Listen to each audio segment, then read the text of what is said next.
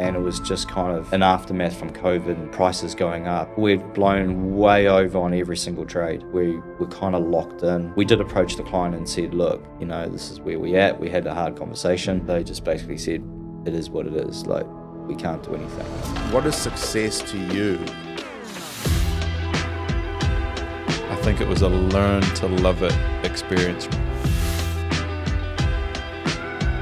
And there's always pitfalls that you can fall in, but then you've got no one else to blame but yourself. Number one thing if you're struggling is to catch other people about it. Hey guys, welcome to another episode of Better Builder. Now, before we kick into it, I have a little wager with my producer, Dan. He thinks that I should be asking you to click that subscribe button, like right below this video. See that little red button and you just click it? I believe, on the other hand, that just because I'm going to ask you to do it, I don't think you will. So we have a wager. He believes you will subscribe by me giving you this message. I believe you actually won't. So if you want me to win that wager, I suggest that you do not click that red button. If you want Dan to win, then click it, okay? And let's face it, you're not here for Dan, all right? You're here for me and the guest that's about to come on. So make sure you don't click the subscribe button. Hey, Mel. Hey, Brad. How you going, man? Good, mate. Thanks for coming on the podcast. Yeah, no worries, man. We're just talking offline. We'll just continue the conversation going. We're just talking about builders spending money on marketing. You got to spend money to make money, right? Because builders have had it sort of, you know, don't want to say had it so good, but like that, everything's been referral based, and sort of there's been more than enough work to go around for the last 15 years. Now builders are almost in there, especially with social media and everything, everyone's sort of in the infancy stage of marketing, figuring it out. Yeah. Everyone ends up just sort of looking over the fence what the other builders are doing, and everyone just sort of copies each other, and you end up getting a whole bunch of people doing the same thing. But you guys have done a great job. Appreciate it. Commend you for spending the money. Yeah, thank you. Thank you. But no, I wanted to get you guys on for a while. You or your brother, we were kind of going back and forth. Yeah. And then you guys wanted to be like, either both of us or none of us. And I was like, oh shit. Okay. You get one of you. Yeah. Yeah. Justin And I was like, just one. Justin was like, you go, bro. You go and do it. I'll carry on. He's probably like happy secretly. Yeah. Yeah. So no, I really appreciate you coming on, and just want to hear a bit of the backstory, man, and just sort of pick your brain about how you guys got going. So you're currently in Auckland and in the Mount or Tauranga? Yeah, Auckland, Tauranga, yeah. Cool. Yeah. so let's go back. We'll go Where back. did you grow up? Did you grow up there or here? Originally from South Africa. Probably lost half your viewers, mate. Sorry, guys. Yeah, so we came over when I was about 16, straight to the North Shore. The rest of them are. Find your people. Yeah. But so I finished school. I did a graphic design degree, and then it was actually my father-in-law pulled me aside one day and said, "Time to get a real job." So, so he said, "What about a trade?" And I've sort of always been. My old man did a lot of renos back in South Africa. It was always like come home after a big Friday night, and he'd be like, "Okay, help me pour the concrete of the boat shed or something like that," and drag you out of bed. And so we've always been around some work. Basically, did the graphic design thing, started a trade. I started my building trade with two old guys up in Whangaparo that just kind of did nice places. And then Justin started probably about 6 months after I did. He started his Is he older apprenticeship. than you? Younger than No, you? he's young. Yeah, so he's younger. Okay. Year and a half-ish younger. Yeah. Yeah, so he started his apprenticeship. Fast forward, sort of decided after my apprenticeship that I was going to go to uni to do construction management. I went into one lecture, and it was actually the wrong lecture. It was about design.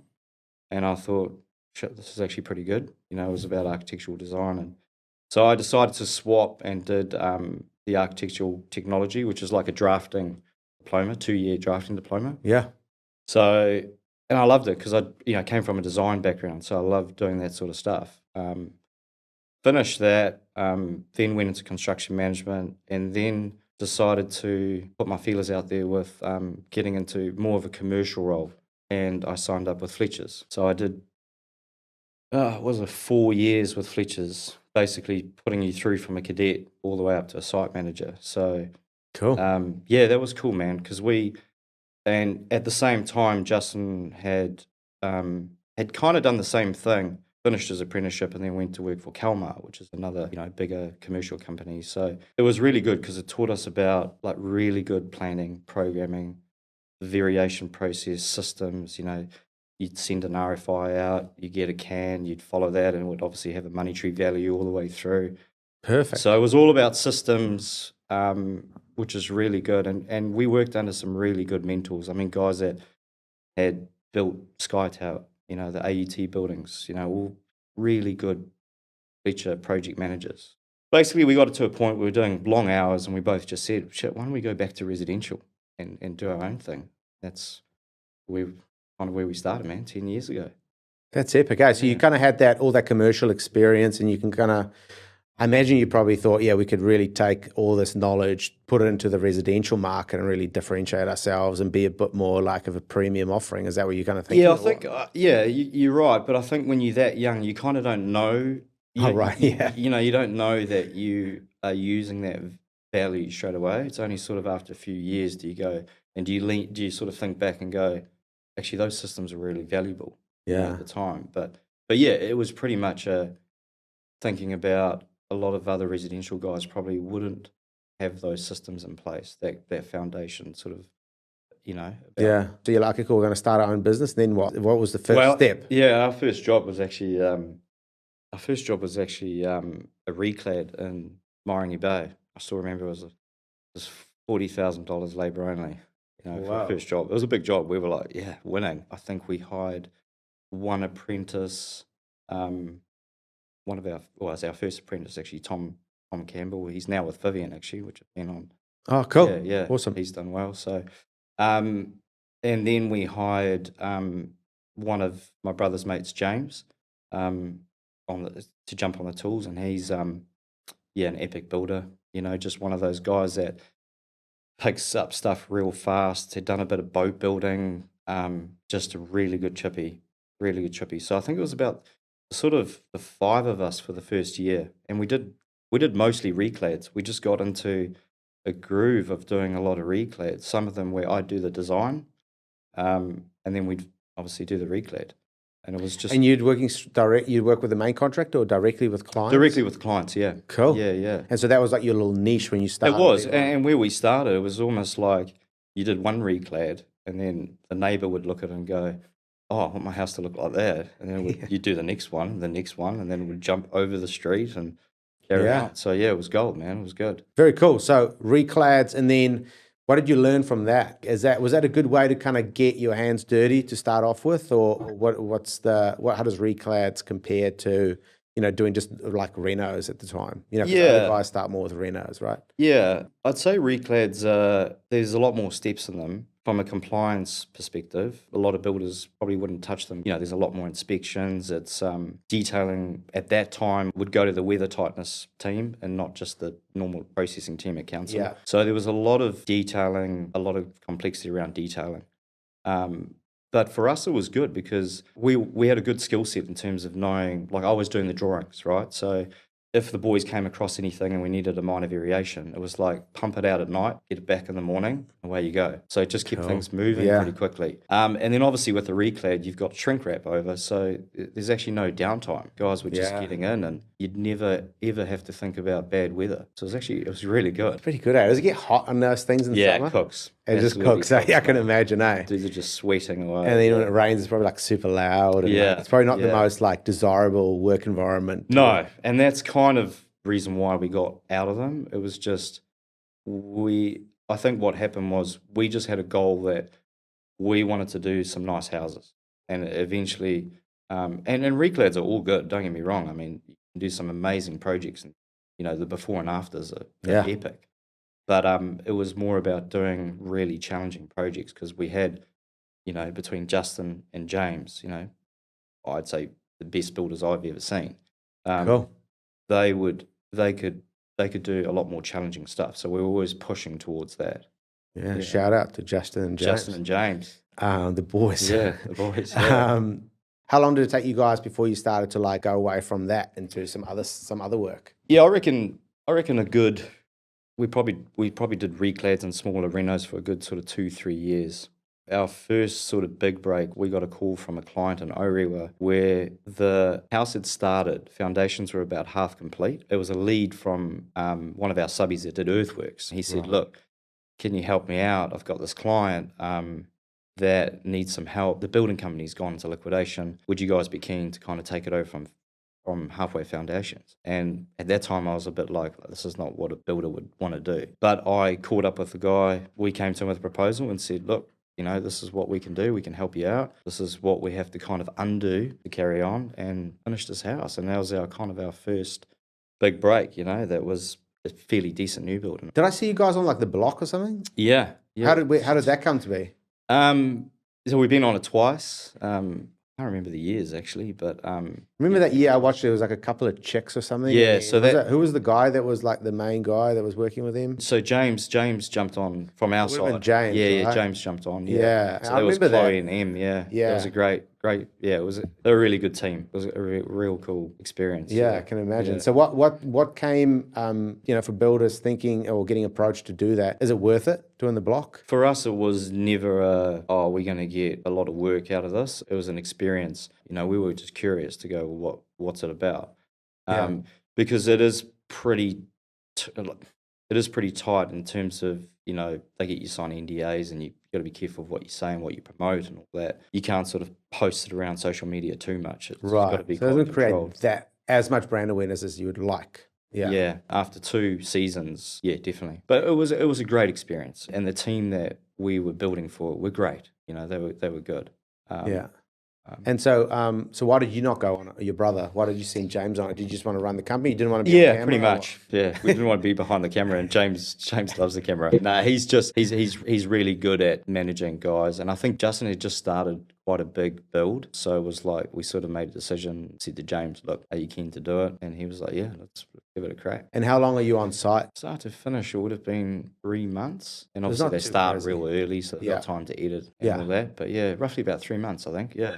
So you've done 2 of those. So has any work come out of it? Has anyone come to you and go, I saw you guys on the block and let's price up my project for me? I mean, it's kind of more brand awareness. I think people go, I've seen you on the block, keen to look at a reno. Or, I remember one call, I had this call from a lady and she was like, seen you guys on the block. And I was like, yeah. She goes, I've got this bathroom to do. From what I've seen, you guys can turn around a bathroom in 10 days. And I've got some family coming overseas.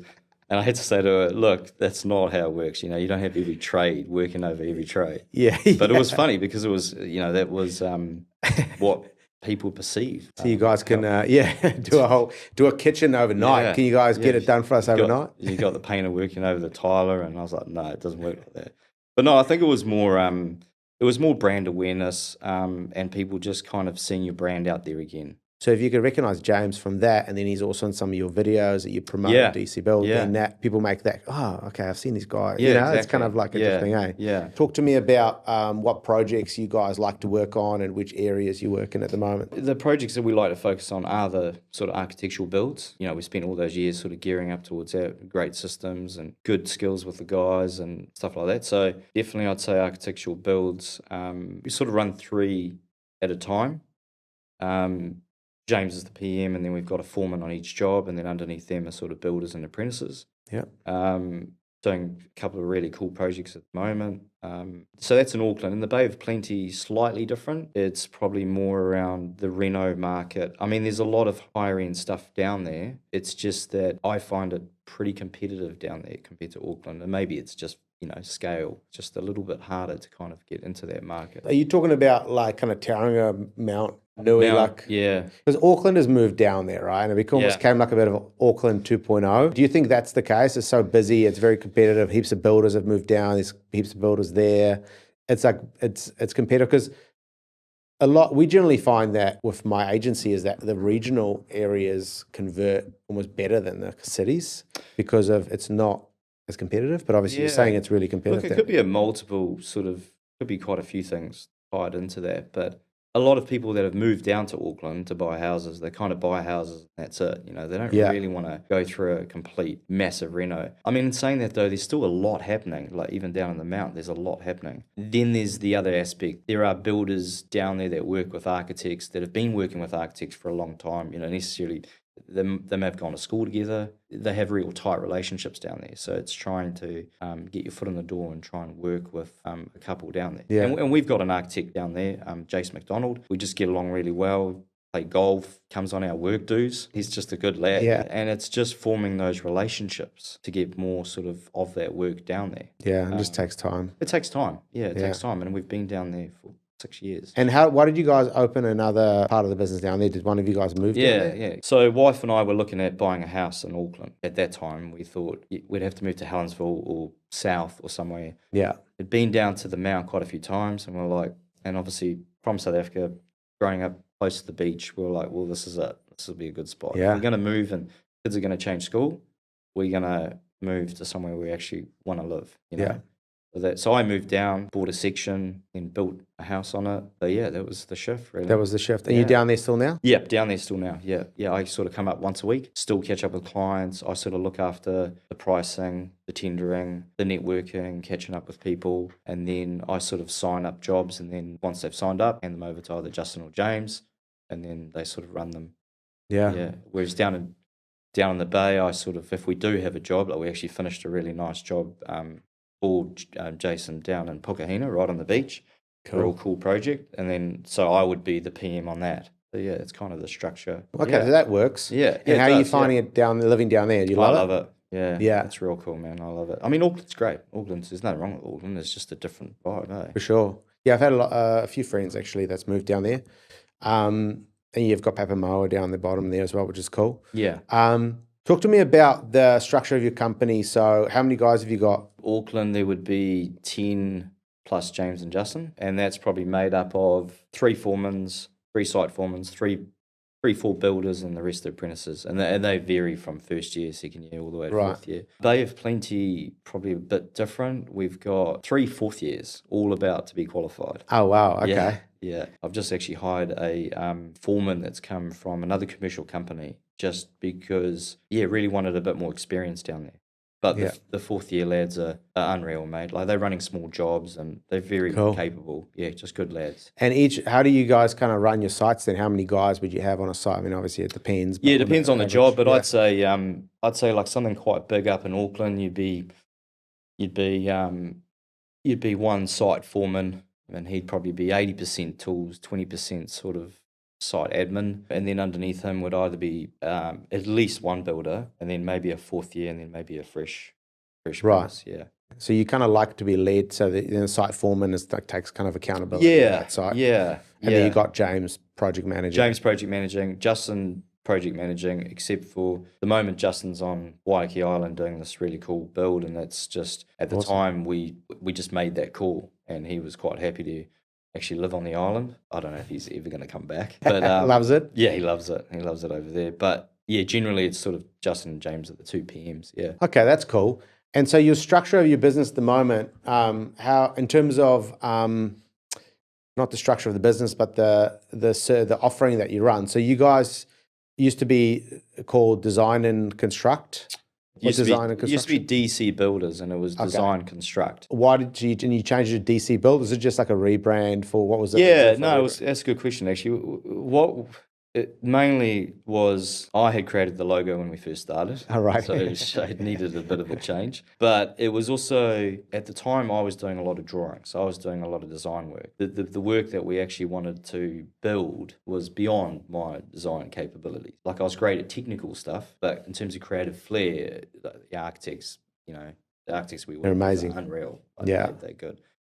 So we kind of felt perhaps the old name was not a threat, but just having the word design in your actual company name was maybe putting a few architects off. It was like, are they design builders? Like, do they do their own projects, or what was it? So we still wanted to keep the DC, still wanted to keep the colours and the branding and all that, but it was changed to DC Build, but it was more around design meets craftsmanship. It was the design's an aid to what we do rather than what is the actual thing that we do. That's cool. And I like the new branding. It looks cool. Yeah. It looks nice and fresh. Cool, guy down in the Mount that did it, and yeah, he's unreal. I want to talk a bit about the marketing that we discussed at the start. It's sort of, everyone's sort of diving into it. But what's your sort of philosophy on the rebrand, making sure your website looks good, making sure your online presence looks great? Like, do you think it's a nice to have, it's a must have? What's your sort of thoughts on it? I think you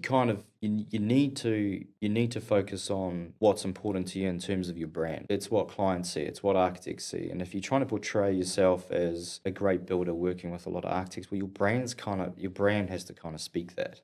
Your brand's got to step up to an architect looking at your brand and going, yeah, these guys, it looks professional. It looks like they know what they're doing. Yeah. You know what I mean? Yeah.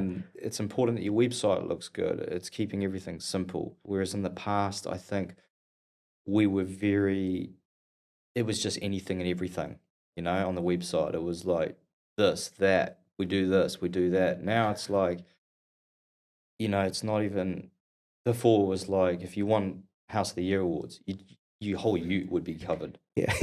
And I remember meeting an architect in the Mount, and we were catching up for a coffee, and I said to him, he said to me, he goes, yeah, Auckland builders come down here and their utes are fully, signed, written, and there's everything, and there's House of the Year logos everywhere and all that. And as we walked out of the cafe to my ute was exactly that. I was like, shit. I was like, You're like, that's not mine. Yeah. I kept on walking. But at that time it was, you think more and more and more, but it's less, right? Strip it right back. What you do just has to be simple. It has to look good and it has to be simple. And it's kind of like you're proud of your brand, right?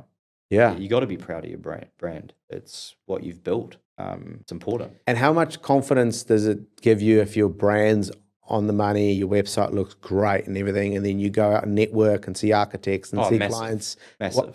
How does that change just the way you carry yourself? Straight away, there's a confidence there that you can obviously do the work. They can see that you can do the work, right?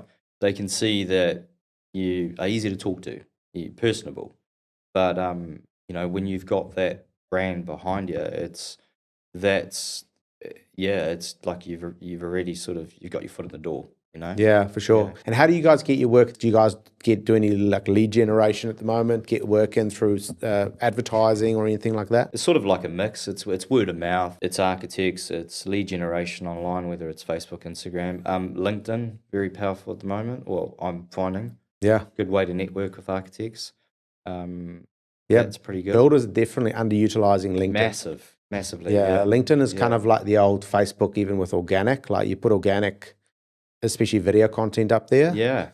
It's getting a lot of reach. Yeah. And especially and even the people that you're connected to will see it. We're obviously on Facebook now anymore. It doesn't matter if someone follows you, they won't see what you put out there unless you put money behind it. Yeah. So yeah, LinkedIn's very good. And they also just changed their, they've tested it. I don't know if it's sort of rolled out now, but like a video component on there. So you can kind of do the old death scrolling, you scrolling through the reels on Instagram. You can do that now on LinkedIn on your phone. Oh, wow. And so if you video first, then you are able to really get traction there. Yeah. Yeah, right. So yeah, LinkedIn, good idea. Yeah, no, it works for us. Definitely the channel for architects with us is LinkedIn. Because at the moment, let's face it, like people are finding it hard to get more, a lot of builders are finding it hard to get more work. People are sort of in a position, I've talked to a lot of builders that are like looking to shut up shop and go be an employee, which is not good. No. So how do you sort of, once you get work, how do you take people through your sales? Do you have like a specific sales process? Any sort of nuggets that you can share? Look, for us, like if we are chatting to an architect, and you're quite right, like it used to be for us that we do a lot of ECI, like early contractor involvement stuff, sit around the table with the architect, the client. We'd work with them on pricing at various stages, whether it was concept, develop, design, BC draft, whatever. I'm finding now that's kind of gone out the window, and it's really down to a tendering process. Right. Where More scrappy. Yeah, where maybe the clients are like, hey, Mr. Architect, I want 3 or 4 prices, so it's gone back to that traditional tender method. But generally, we'd always push working with the client and architect really early, but you can't do that all the time, right? And then it's down to the tendering process. Or if we do engage with a client earlier, we do, we work with a QS. We've been working with him past 7 years.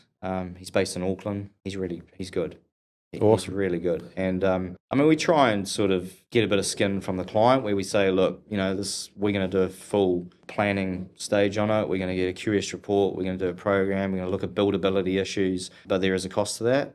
And obviously, if we get the job, we sort of say to them, look, we'll reimburse that cost. Yeah. That is a good way just to kind of, show your value that you're offering in terms of it's not just a QS report. We'll go through the drawings. We'll almost do a mini program. We'll highlight any things where we go, okay, well, can we look at doing this with this product or change this material? And that works really well when you're doing those higher end projects.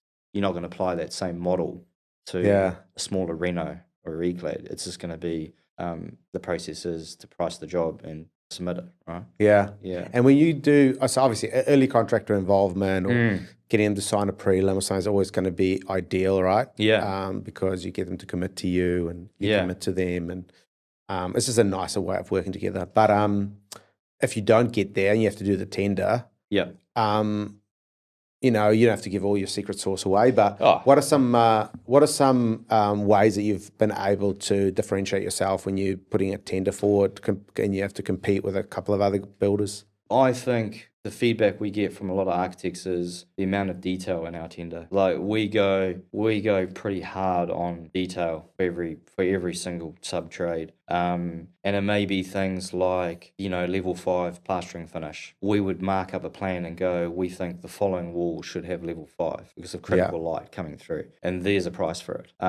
If it was quite an extensive reno, we look at everything. I mean, with a reno, right, you've got the floor of the existing building, the walls and the roof. Whether other builders have tagged out of that, we go, well, based on other projects we've done, to tidy up the walls, floors, or roof framing because it is old, we're going to put some sums against it. So we kind of look at it from a very detailed point of view where we try and add everything in and build that picture of what that cost is going to be. Just so the client has more of an informed and I guess, decision. And whether that plays against us in some instances because other builders have tagged out of it or something like that. But I find I'd rather put my best foot forward and go, this is what we think this job's going to cost with all these items up front, than to go through the job and have those awkward conversations with clients where they're like, well, did you not think we needed level 5 finish or whatever? Yeah. Is there any sort of like psychographic or psychological aspects of the client that you try to get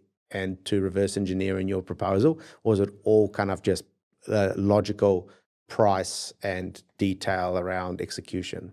I don't like to play into too much of that psychological thing when you tender because I think you can go around in circles, right? You can be like, okay, well, how many guys are pricing this? Who is the client? Are they very analytical or, what sort of person are they? What sort of industry do they come from? I really don't. I just kind of go, hey, let's just try and capture everything on these plans. Have you ever asked the architect if you could meet with the client first before you present your proposal? Always. Yeah, always. Always do. Always see the site, always meet the client because you on some of these jobs you may be building with them for 12 months plus. So it's important that you're going to get along with them, right? And so you go grab a coffee with them or something, you chat with them, meet on site. And what questions do you ask to give you like a bit of an insight running into the type of person? I think you sort of you're trying to gauge what is important to them on the build, right? Like, is it is this going to be a family home? Is this going to be a batch? Like you're trying to understand a bit more about them. What like the build down in the bay that we did on Pukahina beachfront. One of the best clients, like a really good client, and this was an old family batch, right? We were doing a new batch in the same spot, but obviously new, couple $1 million, but it was important to him to keep the same vibe that family came back. So you get that feeling of what the intention is. You're gauging from them what's important from them because, you've got the whole cost, quality, time and all that, but that's on every job, right? But you're trying to find out from them, well, what's, who's it intended for? Is it the family? Is it the families coming back from overseas and they moving in? Or, you're trying to understand a bit more. Hey guys, just quickly jumping in here. I absolutely hate it when I get interrupted while I'm in the middle of watching or listening to a podcast. So apologies. Just need to remind you of my wager I have with my producer, Dan.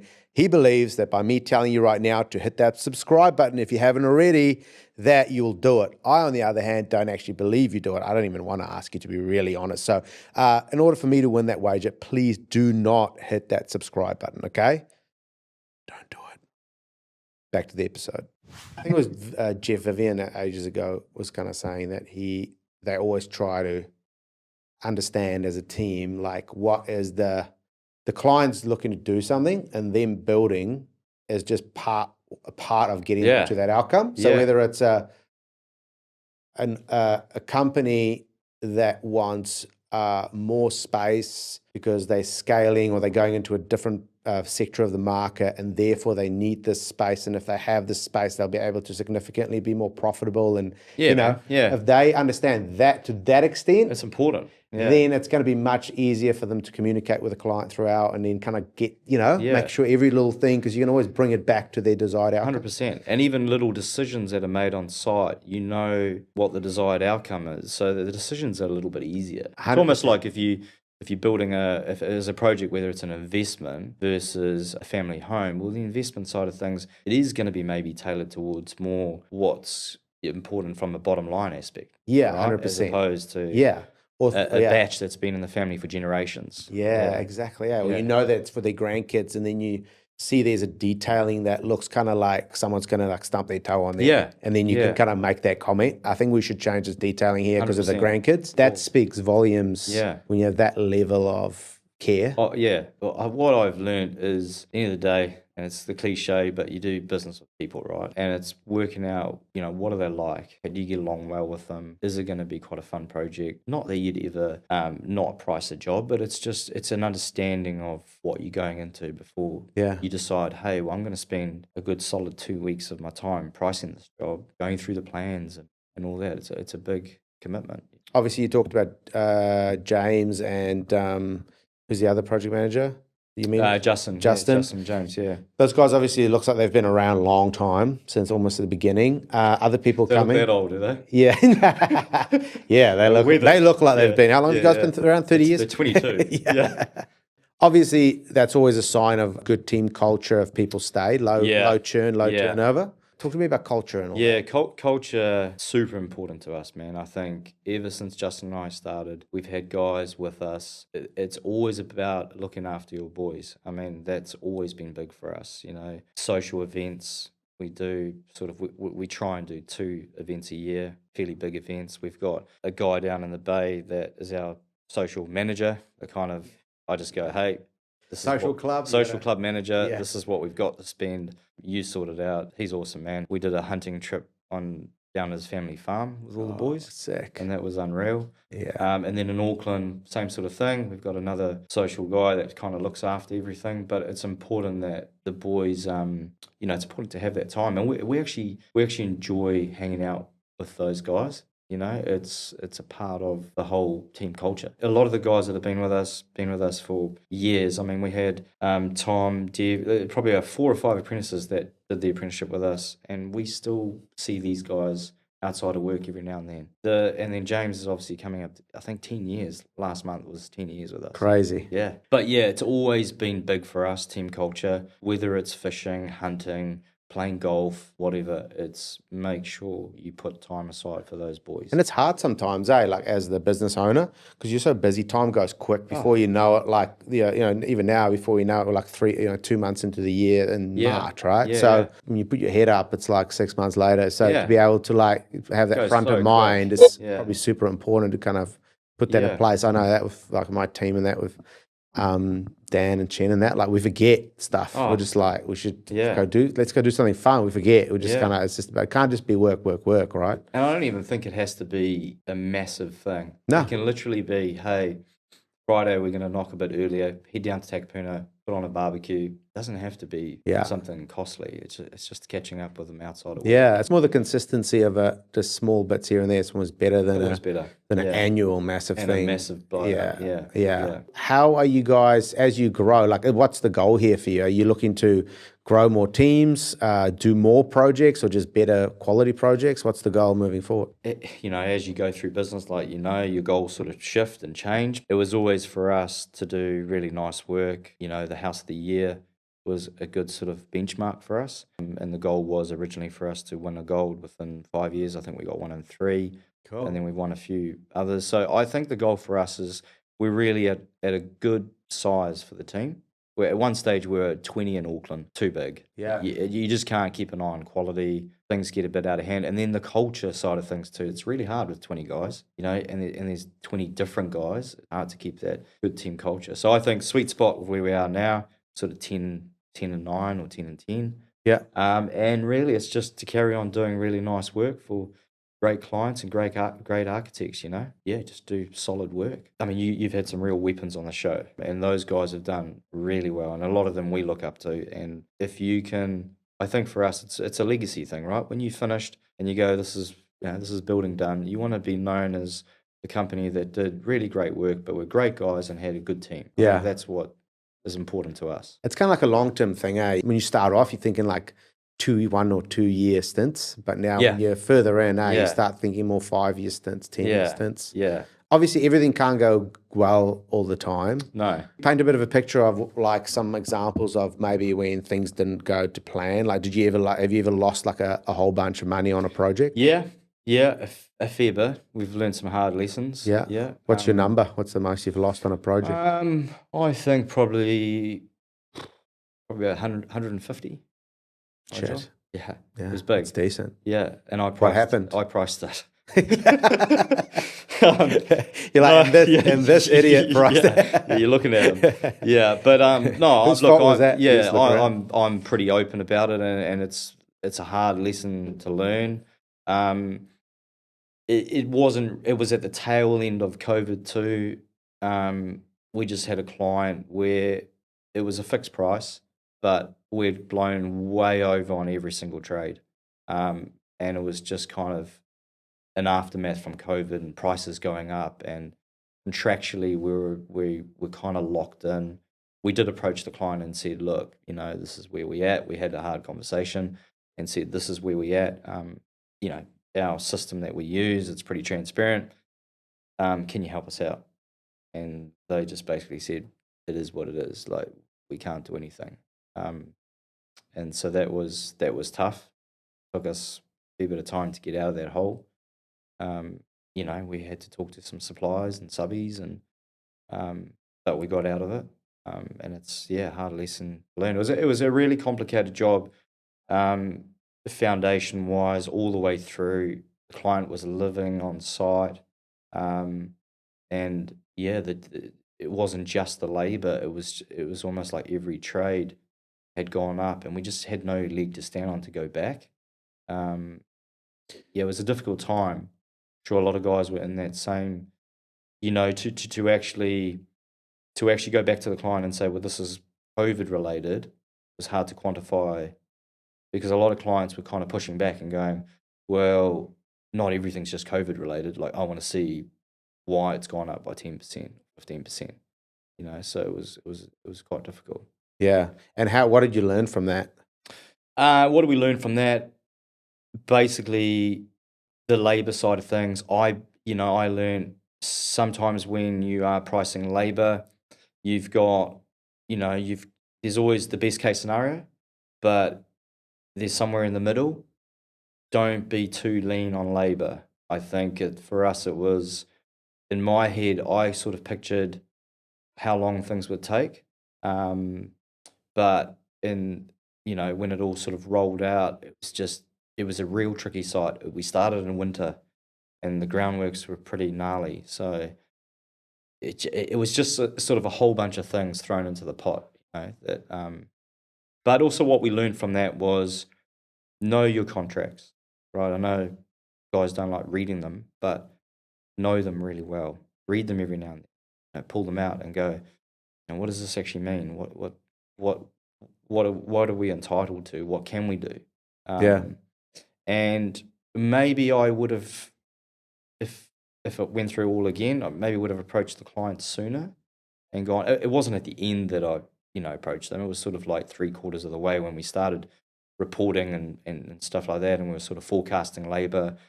I was looking at it going, well, this is all turning pretty pear-shaped. But yeah, maybe having those tough conversations with clients early, if it is the case, that would have, I don't know whether it would have changed the outcome, but I think if it was halfway through the job, then potentially other decisions could have been made to try and recoup some of that loss from the client. Is there any clauses you can put in a contract? I don't know. Maybe not, but can you clause yourself out of like pandemics and crazy things like that? You can. There's a cost fluctuation clause in there, but I guess what I was trying to say was we had approached the client with that, with the cost fluctuations, but it was kind of pushed back from them to say, well, is it really cost fluctuations, or did you just not order the materials in time or ahead of time?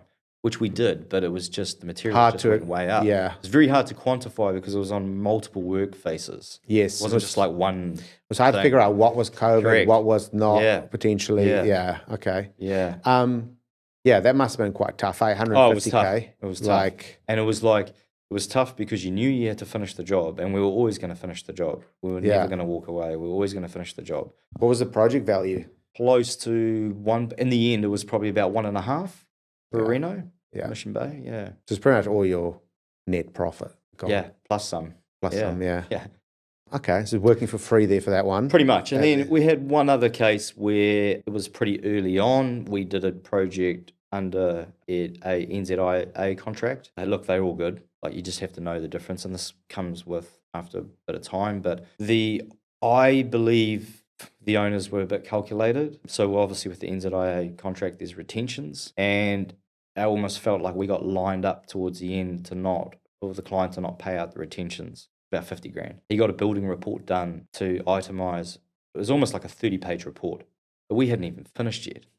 But it was like lining it up not to pay. Yeah, it was almost like it was lined up. It's funny because after a while, things come about. We were the 6th builder that priced it. When I had asked him at the time, he was sort of saying, no, you're the only guys we're talking to. But further down the track, you realise there was more behind the story. Was there a gut feel that wasn't quite right with that guy? Yeah, and it was even like variations. We knew something was up, but we still did variations. But in the end, those variations, that amount just got lumped into the retentions, and our final claim was rejected. And I think in the end, mate, we had to spend a fair bit of coin to fight it, and we just thought, you know what, massive learning exercise. Let's just move on. And we've never had a client like that since. And you guys did like the full payment claim process and all that sort of jazz. I'm a bit of a stickler for that. I after being stung like that, it's now a payment claim info to the T, man. Yeah. Making sure you've got all that lined up. We use a system called Builder Price,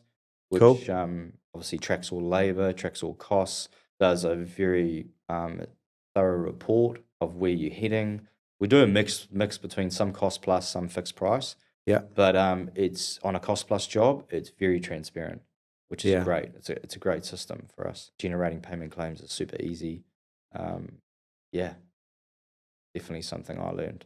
Yeah. Making sure you have your ducks in a row when you submit a claim. Yeah, you only have to like lose money once, to kind of like. You know what it's like. It's like you've got a lot on. So when it gets to the payment claim side of things, you almost need to slow down. You need to make sure everything's right in this.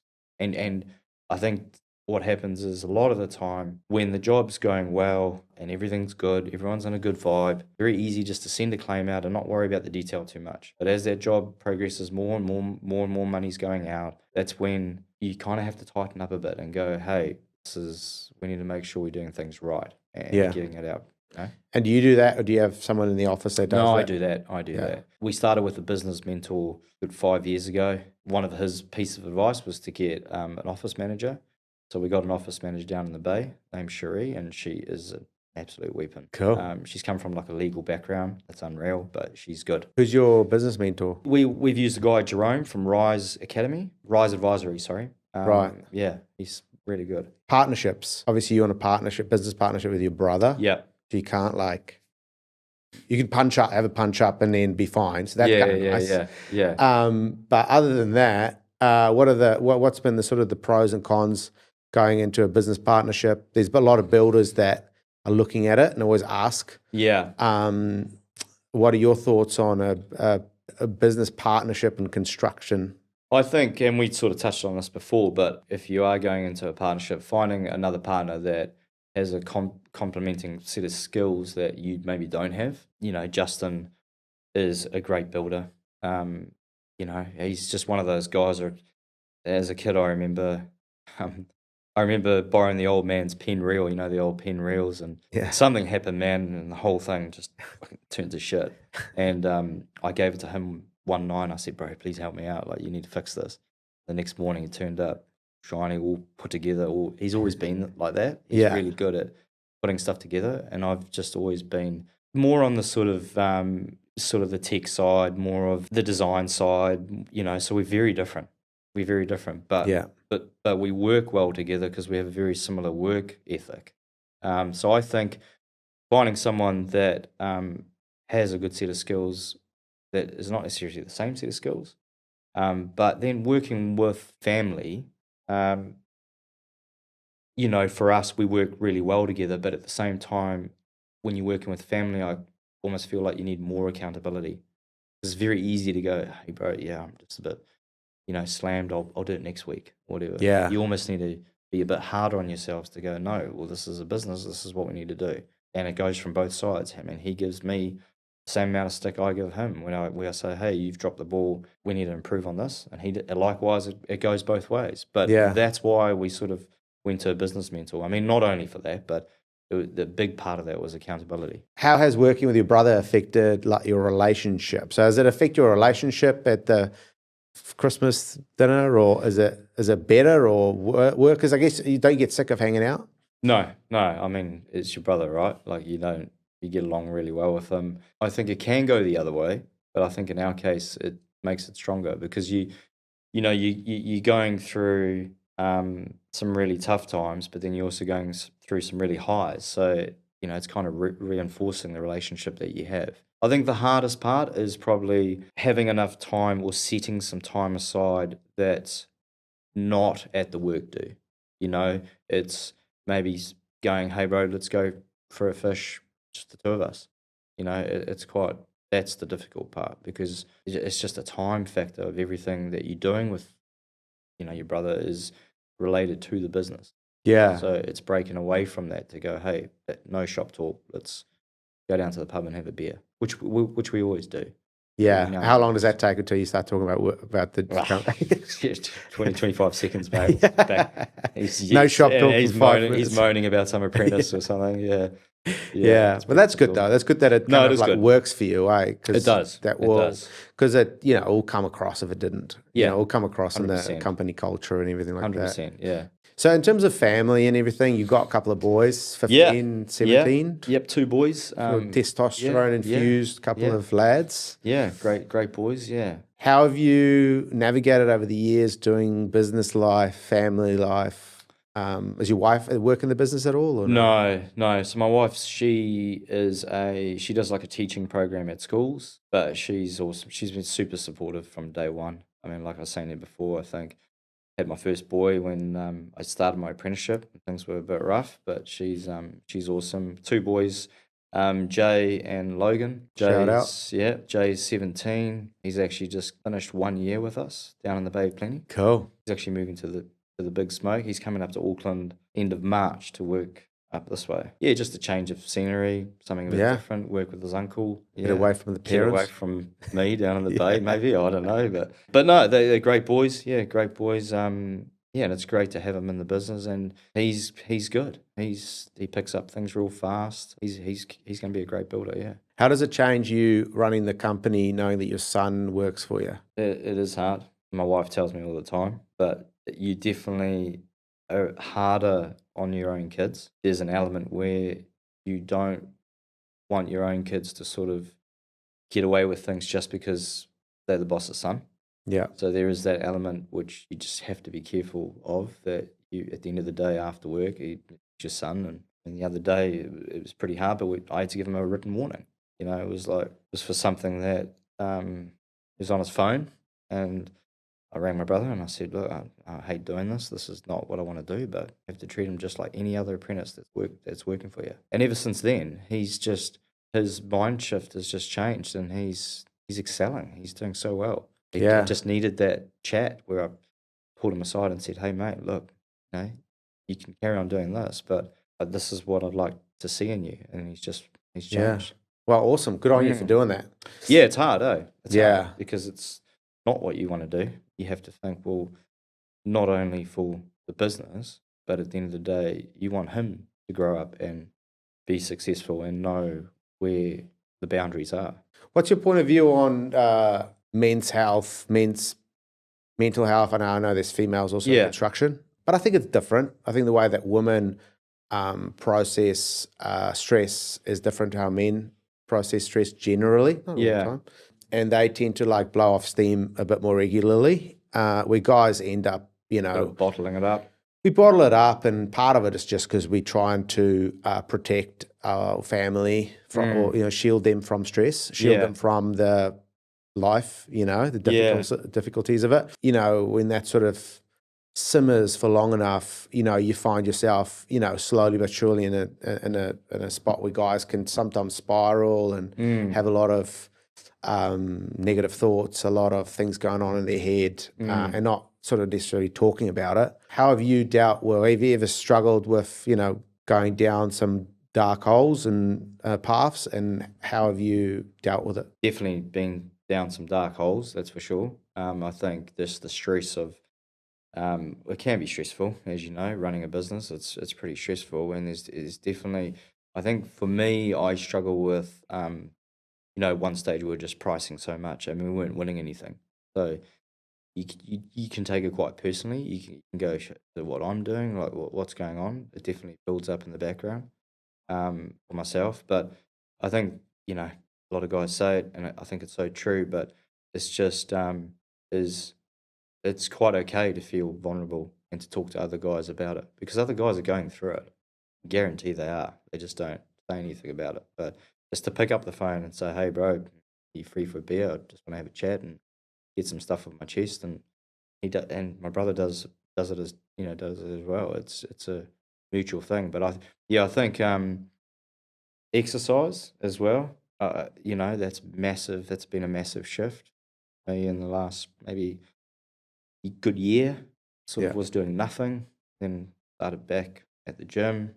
Getting out and playing golf definitely helps. Yeah. But just doing stuff, keeping the mind busy, but also just talking to guys that that are going through it, or just even catching up with the boys from work. It just changes your whole mindset. Yeah. It's definitely getting better, Like it's definitely, and you've seen it yourself. You probably know more about it than I do, just with builders coming in and talking about it. But I've noticed it's definitely getting a lot better in the industry. Yeah, for sure. Yeah, I had what would be last week's episode with Cook's brothers. He was talking about they have a sports psychologist that works in a company full time. Gee. But I mean, they have like 300 staff or something massive, like that. yeah. But and they go and talk to so they have like their site managers, and you would have listened, but they have like their sites, and then he goes and talk to them as they're like a sports team, and like, okay, this is how we're going to attack this project, and this is how we're going to work together. Yeah, right. This is how we're going to talk when when you go into your red zone of like stress. This is how you deal with it. Yeah. And this is, it's just kind of, I think it's kind of cool. It's kind of forward thinking, and we have to kind of rethink how we do things. Can't just have a bunch of guys yelling at each other all day and think it's going to be all good. And then also when people are struggling, just kind of giving them some practical ways of, sometimes you're just in your own head. Oh, and I don't think it's good talking to your wife about this stuff, because they don't, they take it on, and they don't know, they don't always know how to deal with it. No. So maybe don't do that. But and you don't want to put it on them too. No. It's like, this is something that I've had guys that be like, I tell my wife everything and stuff. I'm like, well, I don't know if you should do that. Like, I mean, I like that approach, because it's also like it's relating stuff back to sport, which a lot of guys, like with that psychologist, everything's kind of going back to more of like a sporting model where guys can relate. They're like, it almost feels like we're a team of footy players or something. Yeah.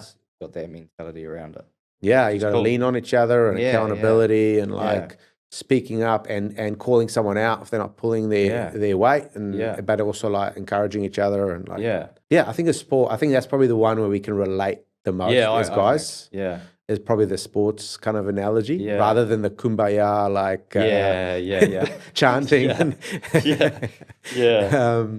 You know. You have to find something you can relate to. I think that's the key. Yeah, it's easy for someone to say one thing, and if that's not really what you would do, you ain't going to be doing it. Yeah. You know?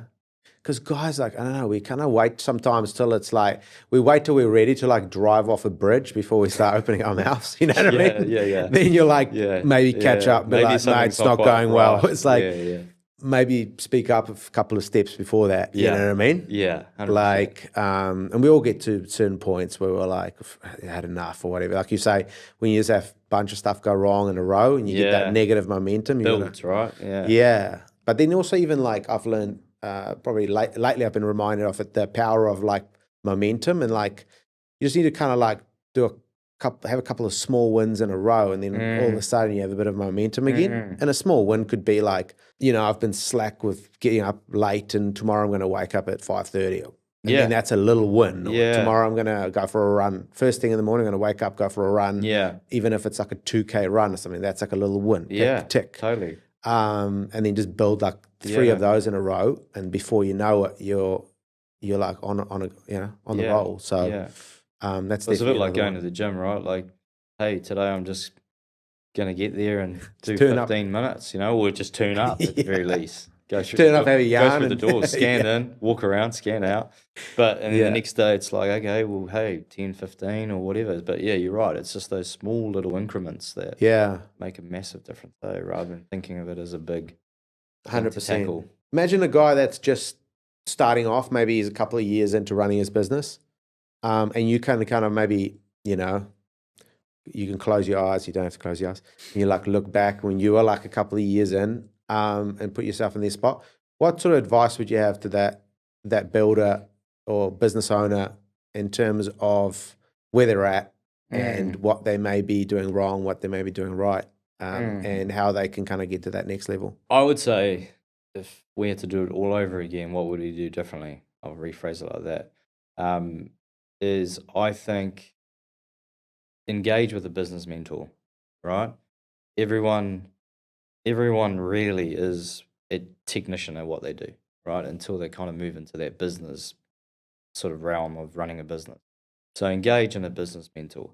It does so many things for you. It sets certain goals from sales, marketing, advertising, operations, the whole lot, right? And it's a 30, you know, whether you're doing it 30 days or whatever, it gives you some structure, as well as knowing your numbers. Know what your net profit is, know what your GP is, know what you can get away with, know what your overheads are, your overhead recovery, you know all that, because that's important to then make decisions as you go down the track. So I honestly think business mentor, it's almost like you've spent all that time getting qualified and then you go run a business. You almost need it's an apprenticeship of running a business, right? Where only after, I think one of the boys, Sam Hayes, said it well, 10 years, after 10 years, do you actually start really knowing what's going on. So I'd say business mentor, hire great people, hire people that not necessarily you get along with well, but really are going to be good for the company, whether it's an old boy with a lot of experience or whether it's a young apprentice with a great attitude.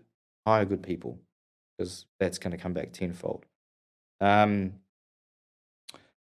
Goals, writing goals. I think that's super important, because it's almost like if you don't have any goals, you're kind of just waking up doing the day-to-day stuff, right? And writing goals, whether it's 1 year, 2 years, 3 years, probably not so far ahead, and as your business changes, your goals kind of change. I would say, yeah, definitely goals, business mentor, hiring right people, knowing your numbers is all part of that. What else would I say? Yeah, not too sure what else I would actually say about that. I think those are all really good. Yeah, I think those are really good ones. I think, just trying to get some sort of mentorship and stuff. I think that's awesome, mate, Yeah, because and a lot of stuff will flow off the back of that. Yeah, and it doesn't have to be. I think a lot of guys that are pretty fresh think, "Oh, I don't have money for that." I don't have money for a business mentor. But it doesn't have to be. It could be once a month that it's a catch up. It's just that accountability or knowing you've got this meeting with this business mentor. You've got to prepare everything. You're working towards some sort of plan. He's kind of taking you through a timeline of working out what your overheads are, what is your charge out rate. It's just kind of running through a bit of a timeline. Yeah. I think that's super important. No. Yeah, 100%. Yeah. I think those are all great advice. I mean, there's a lot of stuff the guys can do, but I think that's definitely a great start in terms of what they need to focus on. Mel, we've run out of time. Yeah. I feel we could talk Carry for a on long for time. ages, yeah. My final question, as always, did you have fun? Awesome, man. It was good. Real good. Thanks, man. I really appreciate it. Cool. I'm glad you finally came on after the back and forth. You're playing hard to get. Yeah. You're just pestering me, mate. I thought, just turn up. Let's get over and done with. Yeah, no, it's good. Thank you, mate. No, I appreciate that. And I appreciate the biltong and the whiskey, I must say, for future guests, the gifts. That's a rider. This is what we want before you turn up. Yeah. You can't go wrong with the biltong, so I really appreciate that. And I think a lot of guys would have got a good amount of information out of that. I hope they do, yeah. Awesome. Cool. Thanks, Cheers, man. Thank you.